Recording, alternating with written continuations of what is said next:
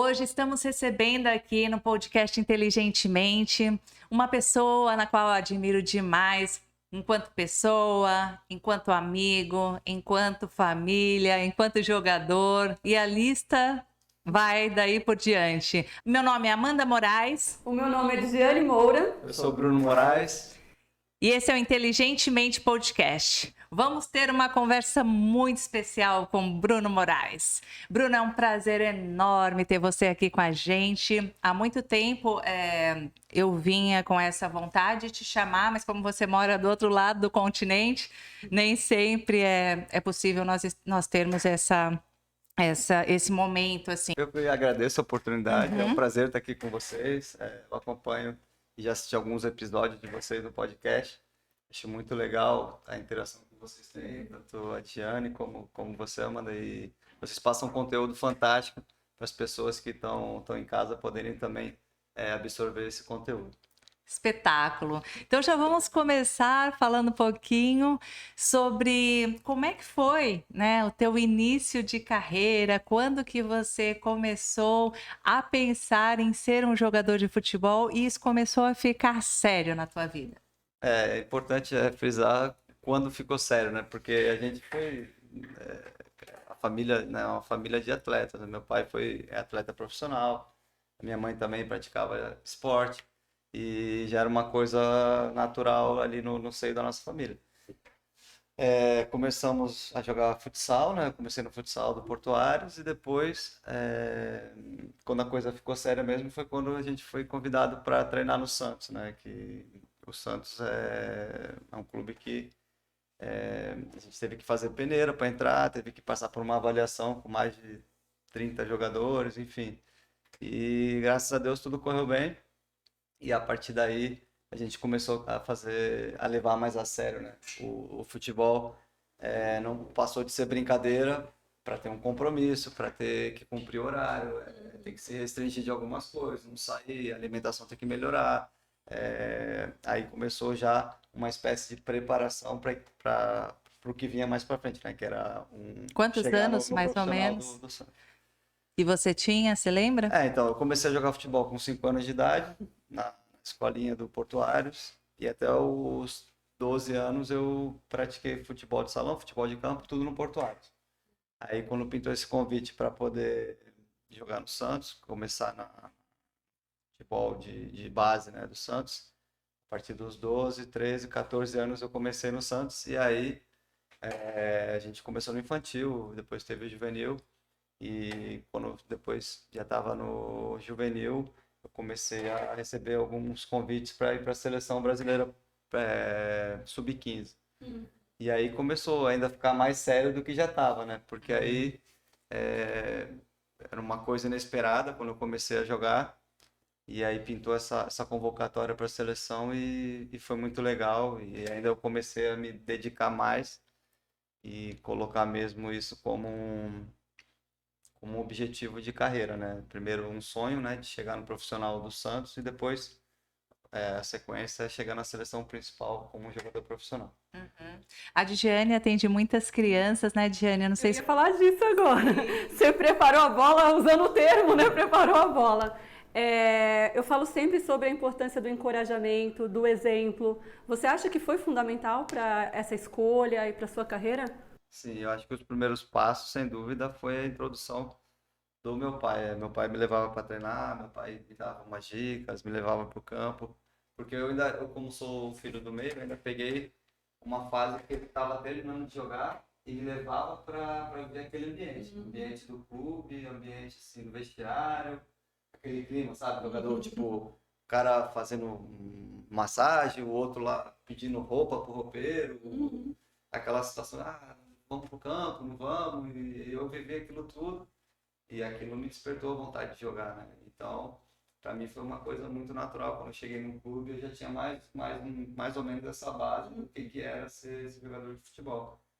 E é muito legal isso, porque depois, para mim, foi só seguir esse caminho e as coisas foram acontecendo conforme ali eu já tinha ali essa noção do que poderia vir.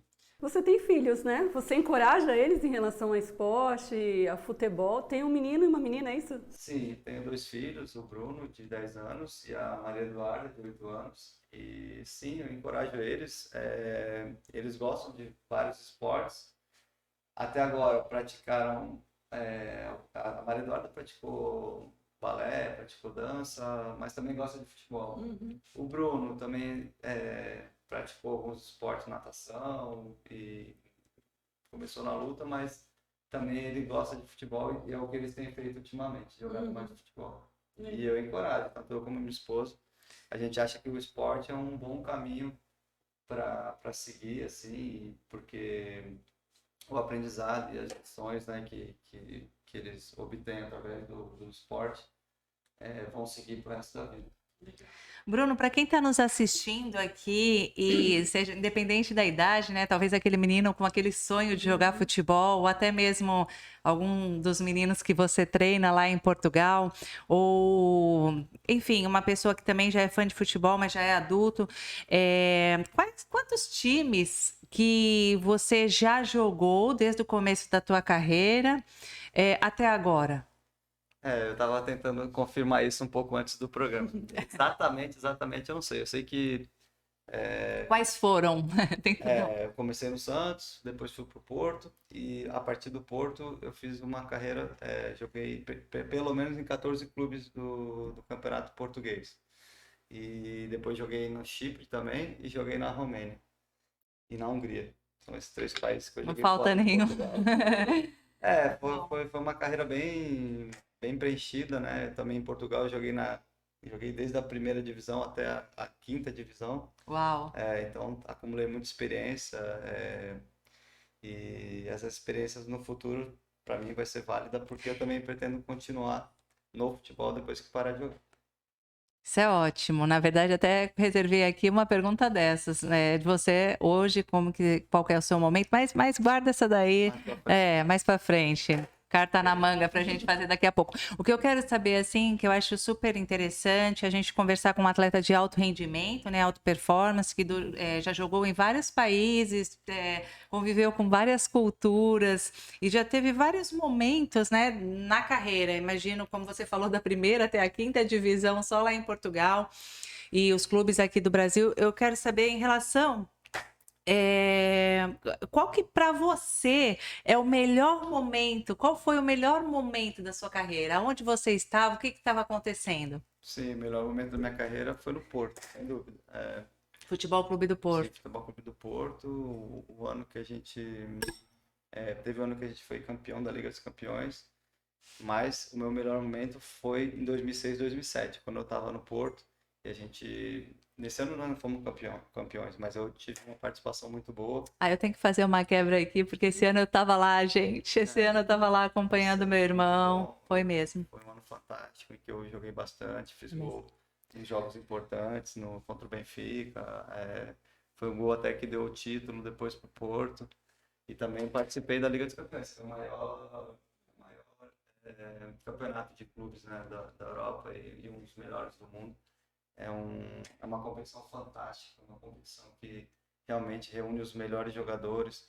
Depois a organização, a estrutura, a gente tem tudo do bom, do melhor, hotel 5 estrelas, viagens, tudo. É sempre, o jogador é tratado mesmo como uma estrela, assim, fantástico. Muito bom esse campeonato. Interessante que de campeonato para campeonato parece que é diferente também, né? E também a carreira do jogador de futebol é uma carreira curta, né? Considerada curta.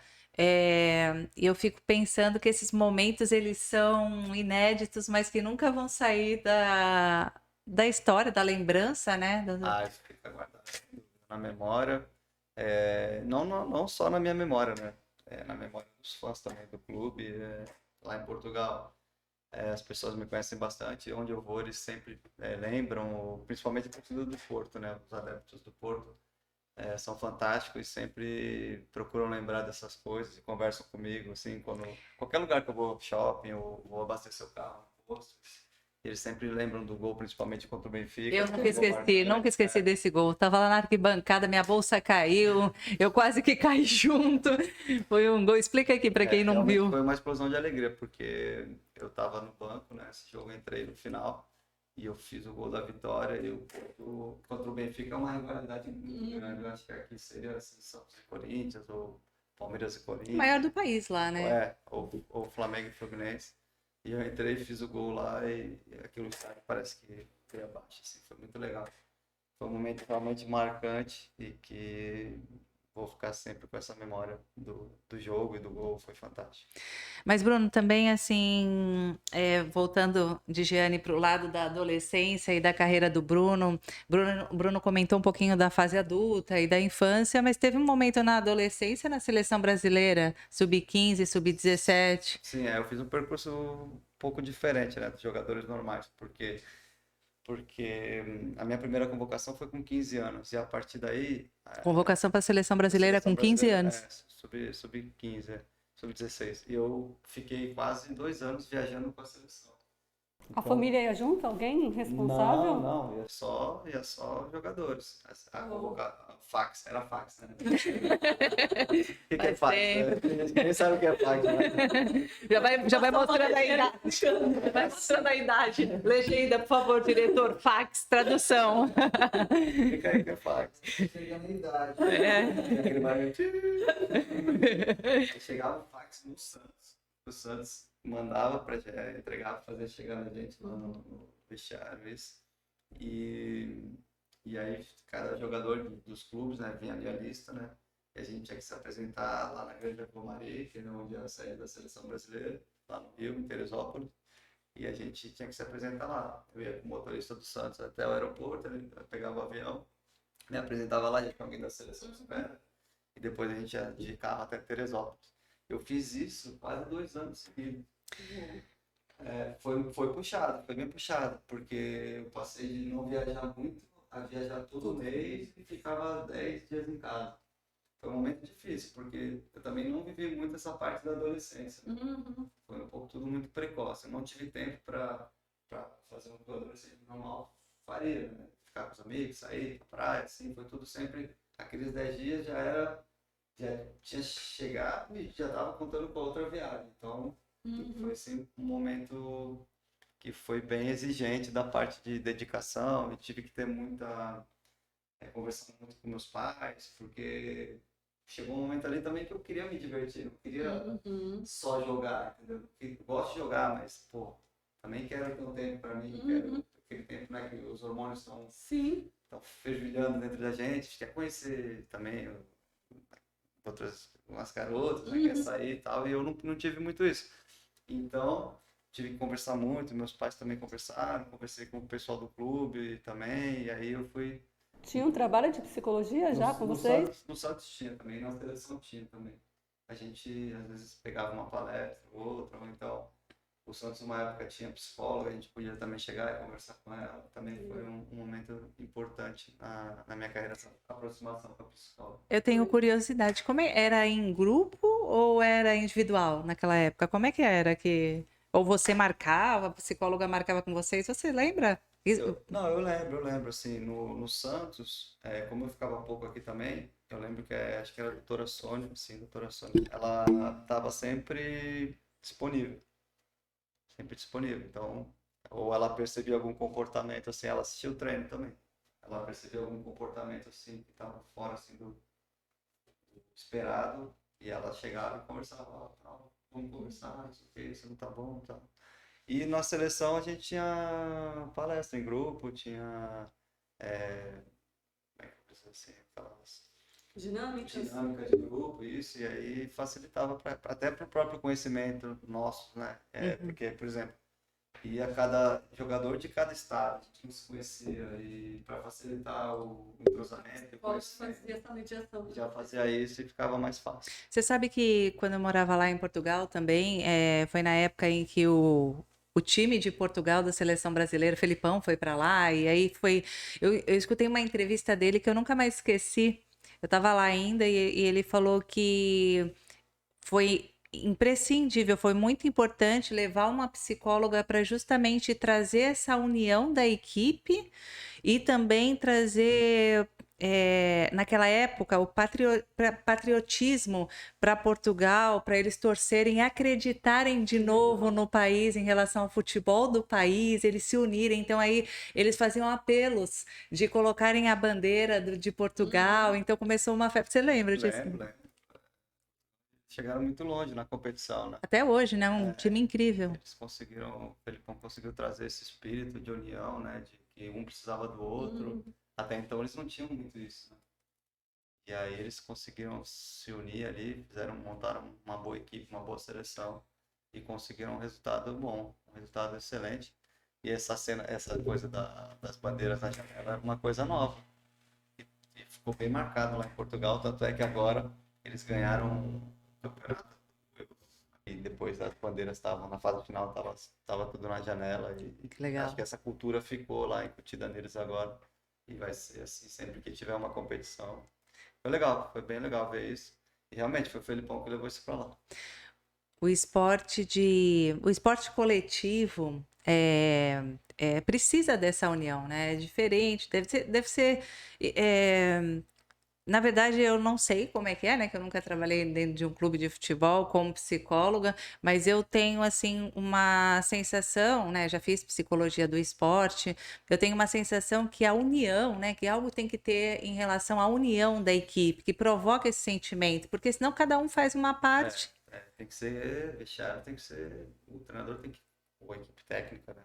Tem que conseguir montar ali uma família, porque realmente a maioria dos jogadores quase passam mais tempo com os jogadores do que com a própria família, né? Então é muito tempo ali de convívio e é todos em busca de um objetivo só, né? Não pode ser que nem se falou, cada um puxar para um lado, aí fica difícil, não tem um bom ambiente dentro do grupo para trabalhar, não tem alegria também, e isso começa já pelo treinador. Eu imagino, por exemplo, as amigas das esposas devem ser as outras esposas, os amigos dos filhos devem ser os filhos dos outros jogadores, né? Então, esse relacionamento é fundamental, porque se não tiver bem, é lógico, né? O ser humano é uma coisa completa. Não tem essa coisa, coloca lá pra fora. Coloca lá pra fora, não, tô aborrecido contigo, vou passar a bola pra você. Acontece isso, é verdade. Mas já aconteceu isso, assim, por exemplo, de times que você jogou e que você percebeu, assim, um espírito de equipe incrível e realmente isso exatamente muda o resultado? É visível? Claro que muda, sem dúvida. Porque assim, pô, se eu tenho um sentimento de amizade, né? E aquilo, posso não ter muitos anos contigo jogando do meu lado, então pode ser até uma amizade nova, mas se tem aquela coisa de, pô, legal, isso dentro do campo faz toda a diferença, sem dúvida. Por isso que a gente vê isso, principalmente, não é quando a equipe tá ganhando, é quando a equipe sofre um gol. A equipe sofreu um gol, que é naquela situação que tá mais difícil, né? Pô, sofremos um gol. E agora? Aí que a gente vê se a equipe tem união ou não. Que aí é a hora de se unir, vamos reverter isso, não pode ficar assim, vamos, e aí. Mas se não tem união, toma um gol, aí esse aqui vira pra lá. Culpa o outro. Começa já, em vez de, né, aquela palavra de incentivo, é aquela palavra pra jogar responsabilidade, tu quebrou, então agora resolve. Se não tivesse união, se não tivesse respeito, esse carinho pra poder ir junto, não correm bem. É um exemplo, né? Eu acho que é um exemplo para todo tipo de trabalho. Se trouxesse esse conceito para as organizações, para os ambientes escolares, né? Que é um time, né? Perfeito. E o contrário disso parece que também desanima, né? Porque eu não sei se. Eu acredito que várias vezes, como um atleta de alta performance, é necessário ter resiliência, né? É necessário se superar, como você mesmo falou na parte da adolescência, né? Você teve com 15 anos tomar decisões de um adulto, praticamente, de responsabilidade muito grande. Em que você teve que se privar como atleta e várias vezes deve ter tido essa vontade de desistir ou não. Como é que foi isso para você? Sim, vontade de desistir, eu não tive muito, não tive, sincero,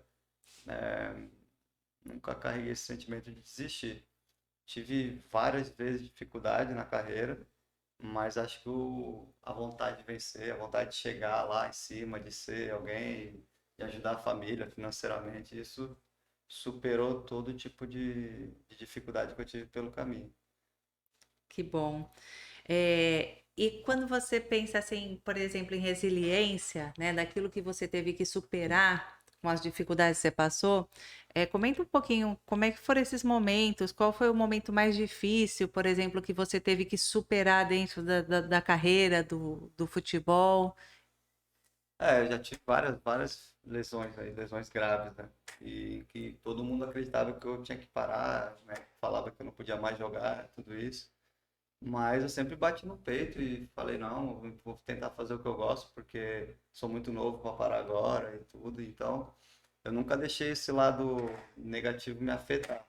Já tive dias e noites difíceis, né? Em que realmente bate a tristeza, porque jogador é muito bom quando as coisas correm bem. Mas quando tem uma lesão grave, quando não consegue, as coisas não correm tão bem, ou então você tem que deixar o clube porque acabou o contrato, enfim, são momentos, esses momentos que você vê que você realmente gosta daquilo, porque se fosse uma coisa assim, gosto tanto, vou parar, não sei o quê, talvez não conquistaria, não chegaria onde eu cheguei, e por isso eu carrego sempre isso para mim, que se a gente quer, a gente dá um jeito. Quem não quer, arranja desculpa, né? Então, quando a gente coloca uma coisa na cabeça, a gente está alinhado espiritualmente, fisicamente e psicologicamente, é difícil as coisas conseguirem te atrapalhar. É isso que eu ia te perguntar. Quais são as bases da sua resiliência? Assim, qual a sua experiência? Você acha que o que te ajuda é sua fé, é ter bons amigos, é ter uma família? Quais são as bases para que você se sinta forte nesse momento? Ou que você sabe que vai buscar forças? Você está se sentindo fraco, mas ali é uma fonte que te nutre. Eu, assim, na minha vida toda, sempre, né, ouvi a palavra, sempre, minha mãe também cultiva isso na nossa família, ler a Bíblia, procurar Deus todo momento, porque vai chegar um dia que as coisas não vão estar bem. Então, se você não estiver preparado para isso, o ser humano é frágil, né? Vai acabar buscando uma coisa para compensar, ou vai beber, ou vai usar droga, ou vai. Muita gente se mata num momento difícil, né? Tira a vida. E aí, se você não estiver preparado, eu digo assim, não tiver com uma base,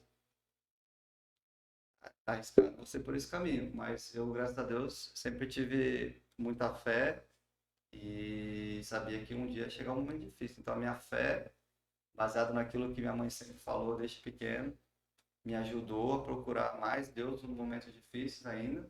Quando tá bem também tem que procurar, mas quando tá difícil é nele que a gente vai buscar força. E depois é a família, né?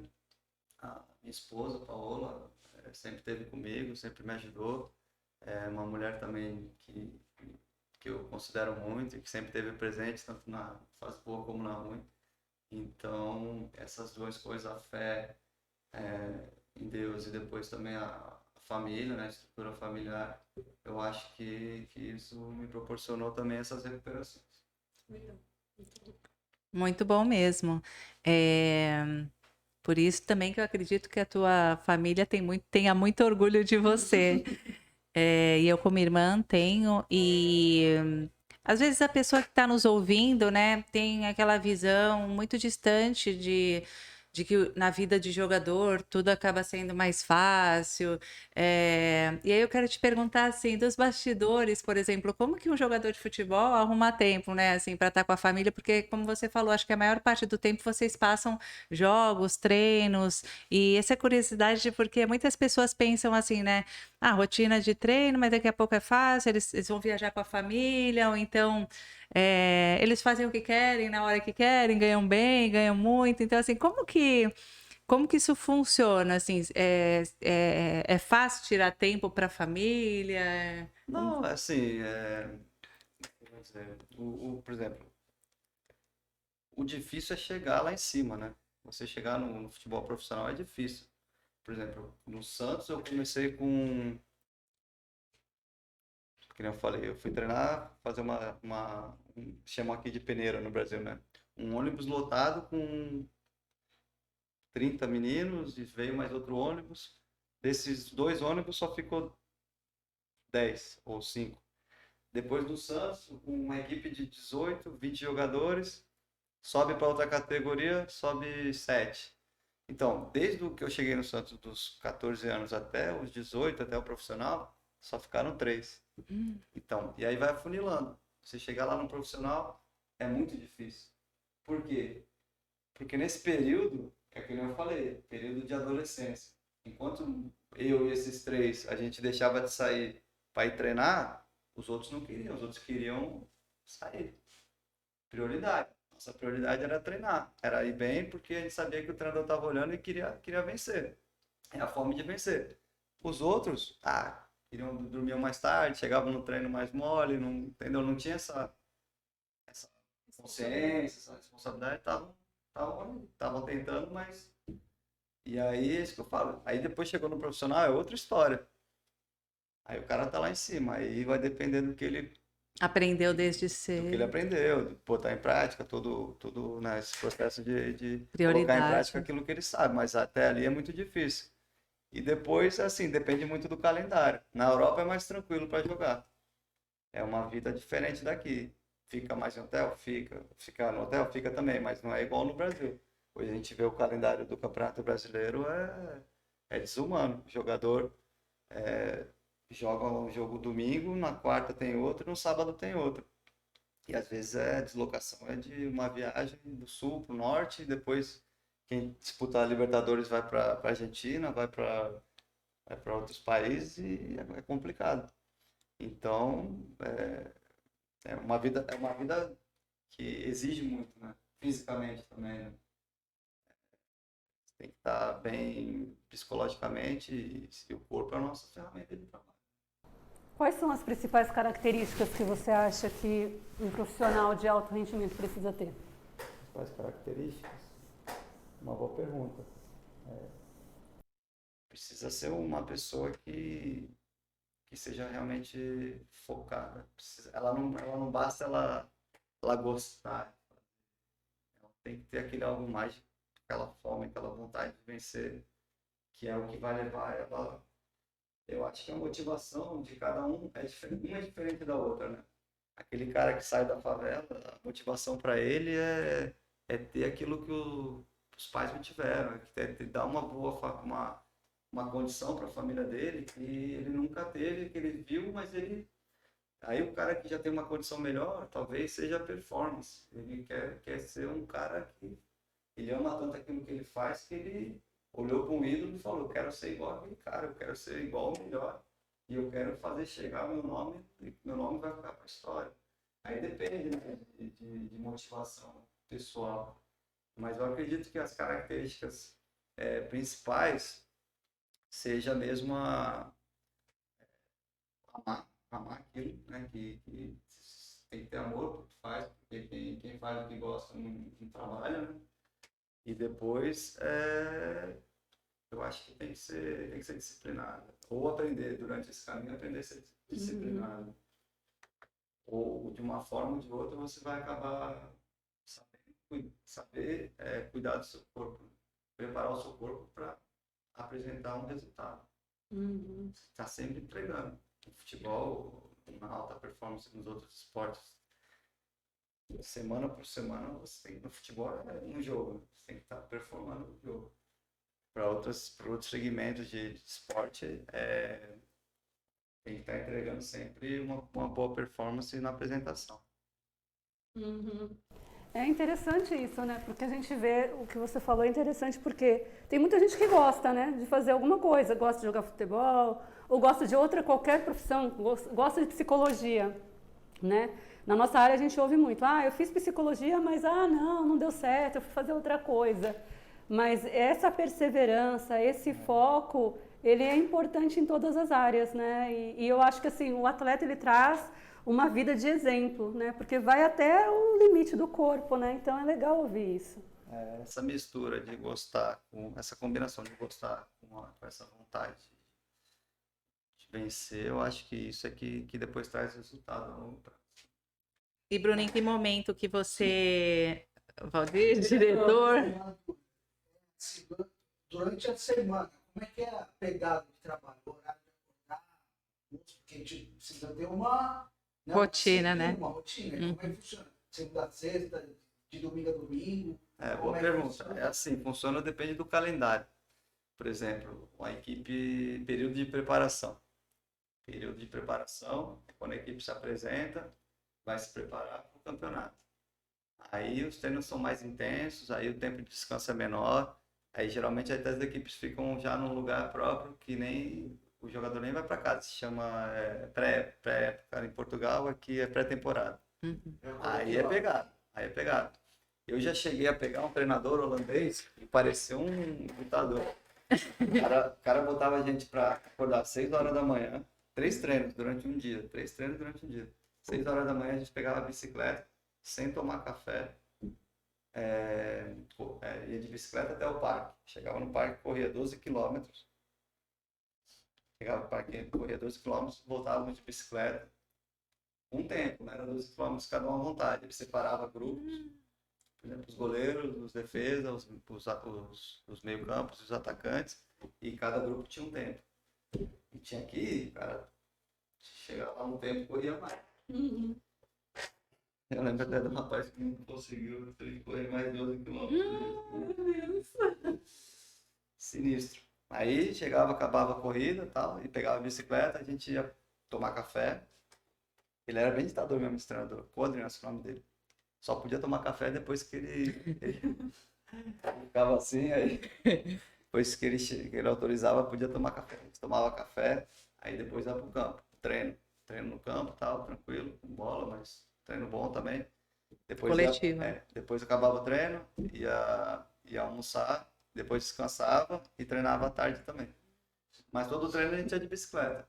Bicicleta, voltava, tal. Mas pegada, imagine, faz isso numa semana, quase todos os dias, é cansativo. E depois vem os jogos, né? E dor? Dor no corpo. A dor é constante. Não, o atleta vive com dor. O atleta, se tá dando alguma coisa, for parar, ele não faz nada. Porque a dor é diária. E no futebol não é dor só do impacto, nem dor do músculo, tá doendo. É dor de pancada, dor difícil, né? Você levar uma pancada e tem que continuar. Mas o melhor é não parar mesmo, porque depois você para, você perde também ritmo. Mas isso tudo está incluído no pacote É forçar o corpo e a mente à no capacidade limite. máxima. Exatamente, porque eu acho que nosso corpo não foi feito para o futebol de alta performance. Nosso corpo foi feito para uma prática. Movimento. Uma ou duas vezes na semana, jogar um futebol, tudo, para poder recuperar e ter esse estímulo de novo, mas a recuperação também. Agora no futebol, não. O futebol é massacrador, realmente. Só pegar o corpo dos ex-jogadores é que nem ex-combatentes aí de guerra. Tudo. Não é fácil. Verdade. E em que momento que você está agora da sua carreira? Agora estou num momento de transição. É bom falar nisso, porque agora é uma expectativa nova também, novos projetos aí. Eu, em 2018, era para ter parado de jogar, veio a pandemia, fiquei com aquela vontade de parar, mas, entretanto, não parei. E agora, esse último ano, recebi um convite para jogar na equipe que eu já estava treinando, né, uma equipe sub-18. E aí acabei de jogar esse ano. Agora eu estou transitando para a carreira de treinador. Já fiz nesse período que eu estava terminando de jogar, eu fiz o curso da UEFA, o UEFA-C, que é o primeiro curso da UEFA, né? E agora eu terminei o UEFA-B. Depois tem que fazer o UEFA-A e depois o Pro. São 4 níveis de curso. Para treinar o Sim, profissional, é isso? Cada nível eles vão dando equivalência para cada escalão, cada categoria, né? Cada divisão do futebol. E aí, lá na UEFA, esse curso é reconhecido na Europa toda e aqui para o Brasil também. Então, nesse momento, eu sou um treinador que posso já treinar até a terceira divisão, como treinador principal. Se eu quiser ser um treinador adjunto e também acompanhar alguma equipe técnica na primeira ou na segunda, eu já posso. E agora a ideia é dar seguimento na carreira de treinador, passar para os jogadores que eu aprendi E, claro, a partir daí formar uma boa equipe técnica e conseguir bons resultados. Tá? Uhum. Ok. Vamos fazer agora a última parte do nosso podcast, que é um bate-bola que a gente chama. Então, eu vou falar uma Que a palavra. gente nunca fez, a gente decidiu fazer porque tem um jogador de futebol, bate bola, entendeu? Exatamente. Então, assim, Primeiro, eu falo uma palavra e você automaticamente fala outra palavra relacionada a essa logo que vier à tua mente, tá? tá bom. Então, família, Amor, saúde, importante. paz, Espírito, música, alegria. lazer,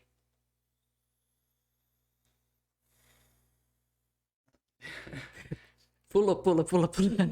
Não, faz parte. Jogador, Guerreiro, fã, admiração. Gente, eu vou ter que fazer uma pausa. Tá. Ele associou jogador com guerreiro. não é isso. Ah, Não, por quê? Isso é muito sistêmico. Qual é o nome do teu pai? tá participando de uma terapia sem saber. Momento psicologia. Apelidaram meu pai de guerreiro. Gente, que demais. Tu associou com seu pai? Eu falei de uma forma geral. Olha só, que É. que Falei de uma legal forma geral, isso. porque Não, eu também na hora fiquei assim. Muita psicologia. Muita aquilo que psicologia. a gente falou, né? Tem que ser guerreiro. pra Aí poder- foi, eu pensava que tu ia falar de alguém que tu era fã, tu... eu fico pedindo as respostas dele, mas não continuar. Voltando. Vai. Momento, Presente. carreira,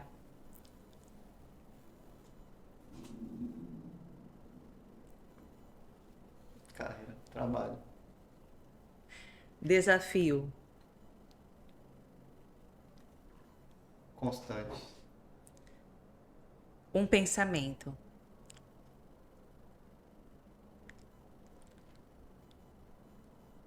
Viver o presente. uma frase que você gosta,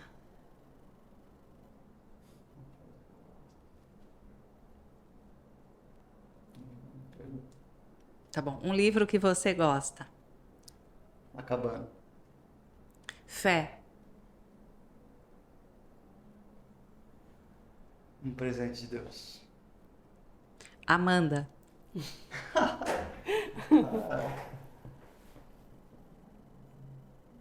Minha mentora desde pequeno. boa. O que você diria para um adolescente, uma criança que sonha em ser um atleta? O que você falaria para encorajar, uma palavra de incentivo para essa pessoa? É possível? É real? Porque a primeira coisa que eu pensei quando a Amanda falou em convidar você, eu falei, poxa, é uma pessoa real. A gente vê jogador profissional na TV, né? Hoje eu estou vendo uma pessoa real. O que você diria para eles? Acho que mais importante é fazer tudo com amor. Tudo que você... A gente passa por processos e é um processo... É um processo de aprendizado. Mesmo para quem vai praticar um esporte, talvez ela não seja, por exemplo, no futebol, não seja um jogador profissional. Mas aquele treinamento que ele teve, ele pode levar para o resto da vida dele e seguir aquele conteúdo, né? Aquilo tudo que ele aprendeu, resiliência, pode levar para outro segmento da vida e ser um puta de um cara vencedor em outra área. Eu acho que esse aprendizado é que é o que tem de valor, né? É o passar pelo processo que vai te deixar forte. E não só se apegar naquilo que o resultado no futuro vai te dar. O processo é o aprendizado. Então, as pessoas querem muito resultado, mas o que ensina é o processo. E às vezes não é aquilo que a gente quer, né? Acredito que seja aquilo que Deus tem preparado para a pessoa e aí pode dar certo em outra área, eu não sei. Eu tenho uma pergunta colada nessa aí. Além do futebol, o moleque que quer entrar, o que ele precisa mais para poder buscar, né? Tentar, né? Nessa caminhada, nessa tentativa de chegar, né? Ser um jogador profissional. Além de saber jogar futebol, o que mais que ele precisa? Ele precisa estar bem assessorado, eu acho. Não digo assessorado só de ter um bom empresário, não é isso. A gente vê aí um monte de jogador cometendo erros banais, assim, né? Mesmo a nível de carreira e a nível de Estrutura, né?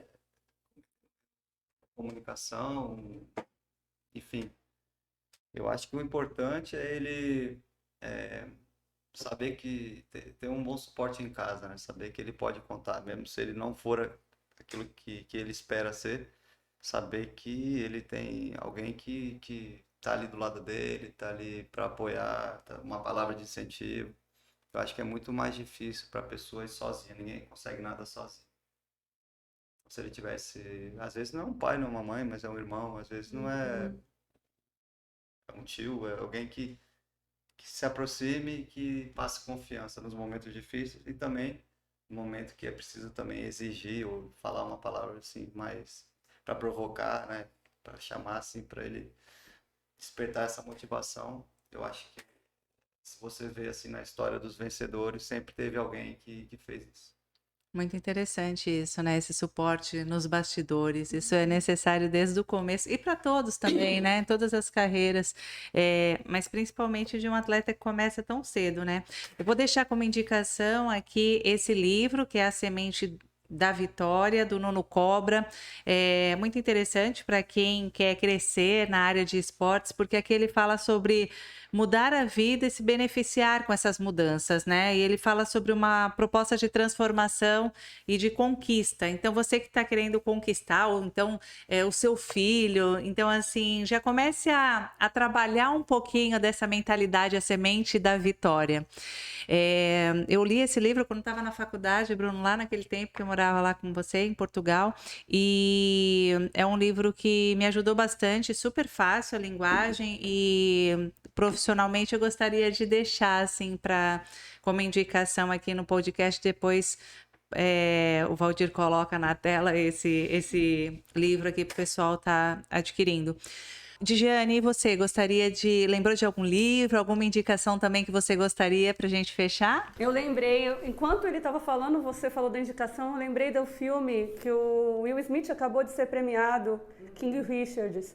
É incrível aquele filme, ele traz muito do que a gente conversou. Fala sobre a disciplina que ele teve em treinar as meninas para o tênis, a rotina delas, a relação que ele tinha, com elas. Eu acredito que assim é um filme não só das tenistas, da Serena e da Venus.